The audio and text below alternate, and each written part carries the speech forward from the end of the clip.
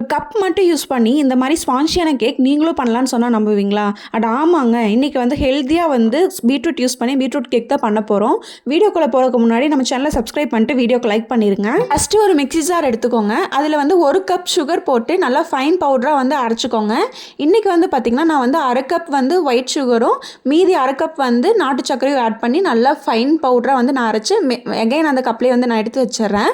அதுக்கப்புறம் கட் பண்ணி வச்சுருக்க பீட்ரூட்டை அதே மிக்ஸி ஜாரில் போட்டு நல்லா அரைச்சி எடுத்துக்கிறேன். இதை வந்து நீங்கள் வேக வச்சு கூட அரைச்சி பியூரியாக எடுத்துக்கலாம். இன்றைக்கி வந்து நான் வேக வைக்காமல் அப்படியே வந்து அரைச்சி எடுத்துக்கிறேன். அரைச்சதையும் தனியாக எடுத்து வச்சுக்கோங்க. இன்றைக்கி வந்து பார்த்திங்கன்னா நான் இந்த கப் அளவு தான் வந்து எடுத்துக்கிறேன். நீங்கள் எந்த கப் வேணாலும் யூஸ் பண்ணிக்கலாம். மறுபடியும் அதே மிக்ஸி ஜாரில் 3 முட்டையை வந்து உடச்சி ஊற்றிக்கோங்க. இது வந்து ரூம் டெம்பரேச்சரில் தான் இருக்கணும். கண்டிப்பாக வந்து ஃப்ரிட்ஜில் இருந்துச்சுன்னா ஒரு 2 ஹவர்ஸ்க்கு முன்னாடியே வந்து எடுத்து வெளியே வச்சுருங்க. அதுக்கப்புறம் சேம் அதே கப்பில் வந்து 1/2 கப் வந்து எண்ணெய் வந்து எடுத்துக்கிறேன். இது வந்து வாசனை இல்லாத எண்ணெய் வந்து எடுத்துக்கணும். அதுக்கப்புறம் நம்ம ஆல்ரெடி வந்து சுகரை பவுடர் பண்ணி வச்சுருக்கோம்ல, அதையும் ஆட் பண்ணிடுங்க. ஆட் பண்ணிவிட்டு நல்லா ஒரு நிமிஷம் வந்து அரைச்சி எடுத்துக்கோங்க. அரைச்சி எடுத்திங்கன்னா நம்மளோட கன்சிஸ்டன்சி வந்து பார்த்திங்கன்னா இந்த மாதிரி தான் இருக்கும். அதுக்கப்புறம் என்ன பண்ணுறேன்னு பார்த்திங்கன்னா அதே கப்பில் வந்து 1/2 கப் தயிர் வந்து எடுத்துக்கிறேன். அது எடுத்ததுக்கப்புறம் அதையும் வந்து ஒரு டைம் வந்து அரைச்சி எடுத்துக்கலாம்.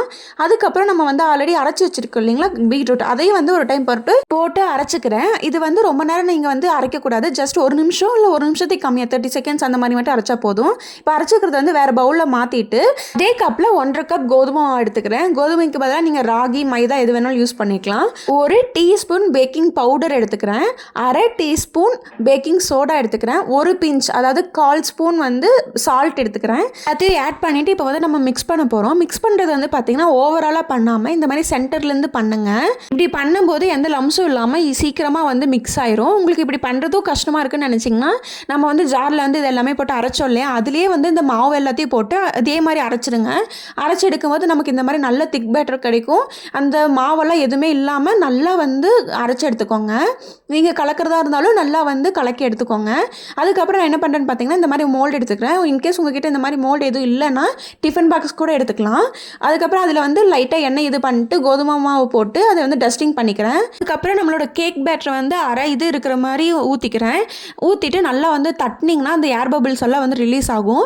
இது வந்து நம்ம 1/2 கப் தான் ஊற்றணும். அது நிறைய ஊற்றுனீங்கன்னா வந்து பேக் ஆகும்போது ஃபுல்லாக பொங்கிரும். அதுக்கப்புறம் டெக்கரேஷன் பண்ணுறதுக்காக என்கிட்ட வந்து டார்க் சாக்லேட் அண்ட் பாதாம் இருந்துச்சு. அது எல்லாத்தையுமே கட் பண்ணி மேலே வந்து ஸ்ப்ரிங்கிள் பண்ணிக்கிறேன். பேலன்ஸ் இருந்ததை வந்து நான் வந்து 2 குட்டி டிஃபன் பாக்ஸில் வந்து ஆட் பண்ணிக்கிறேன். நெக்ஸ்ட் வந்து ஓவன் வந்து 10 மினிட்ஸ் வந்து ப்ரீ ஹீட் பண்ணணும். அதுக்கு வந்து 180 டிகிரி வச்சுட்டு டாப் அண்ட் பாட்டம் ராட் வந்து செட் பண்ணிவிட்டு 10 மினிட்ஸ் வந்து டைம் செட் பண்ணிக்கிறேன். அது முடிஞ்சதுக்கப்புறம் என்ன பண்ணுறேன்னு பார்த்தீங்கன்னா நம்மளோட பேட்டர்ஸ் எல்லாம் இருக்கு இல்லைங்களா, அதெல்லாம் வந்து உள்ளே வச்சுக்கலாம். உள்ளே வச்சதுக்கப்புறம் சேம் 180 டிகிரியில் டாப் அண்ட் பாட்டம் ராடை வந்து செட் பண்ணிவிட்டு டைம் வந்து பார்த்திங்கன்னா 40 மினிட்ஸ் வந்து நான் வச்சுக்கிறேன்.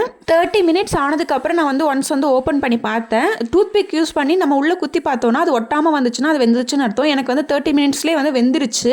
இன்கேஸ் உங்களுக்கு வேகலைன்னா 40 மினிட்ஸ் விட்டுருங்க. இது பேக் ஆனதுக்கப்புறம் வந்து கம்ப்ளீட்டாக வந்து கூல் டவுன் ஆக விடணும். கூல் டவுன் ஆனதுக்கப்புறம் தான் வந்து நம்ம வந்து அந்த பாக்ஸ்லேருந்தே நம்ம ரிமூவ் பண்ணணும். இப்போ வந்து பார்த்திங்கன்னா தெரியும் நம்ம குட்டி பாக்ஸில் வச்சது எவ்வளோ நீட்டாக வந்து ஒட்டாமல் வந்திருக்குன்னு. இப்போ வந்து நம்ம இந்த பெரிய மோல்டில் ஊற்றுனதை வந்து கட் பண்ணி பார்க்கலாம். சைடில் வந்து ஒன்ஸ் வந்து கத்தி யூஸ் பண்ணி இந்த மாதிரி எடுத்து விட்டுருங்க. எடுத்து விட்டதுக்கப்புறம் ஒரு பிளேட்டில் வச்சு தலையில் திருப்பிட்டு 2 தட்டு தட்டினீங்கன்னா வந்து நீட்டாக வந்து ஒட்டாமல் வந்துடும். உங்களுக்கு பார்த்தாலே தெரியும் எவ்வளோ ஸ்பான்ஜியாக சூப்பராக வந்து பேக் ஆகிருக்குன்னு. நான் இப்போ வந்து கட் பண்ணி காட்டுறேன் பாருங்கள். இவ்வளோ சூப்பராக பேக் ஆகிருக்குன்னு பாருங்கள். உங்களுக்கு வந்து வெறும் ஸ்பாஞ்ச் கேக் மட்டும் தேவைப்படுதுன்னா பீட்ரூட்டும் மேலே போட்டிருக்க டாப்பிங்ஸும் ஸ்கிப் பண்ணிடுங்க. ஆர்எல்ஸ் உங்களுக்கு வந்து சாக்லேட் கேக் வேணும் அப்படின்னா இதில் வந்து பீட்ரூட் பதிலாக கோகோ பவுடர் ஆட் பண்ணிங்கன்னா உங்களுக்கு வந்து சாக்லேட் கேக் வந்து கிடச்சிரும். அவ்வளோதாங்க, ரொம்ப ஈஸியாக சூப்பரான கேக் வந்து நம்ம பண்ணிட்டோம். இதில் வந்து உங்களுக்கு ஏதாச்சும் டவுட் இருந்துச்சுன்னா மறக்காமல் கமெண்ட் பண்ணுங்கள். வீடியோ பிடிச்சிருந்துச்சுன்னா மறக்காமல் லைக் பண்ணி ஷேர் பண்ணுங்கள். பாய்.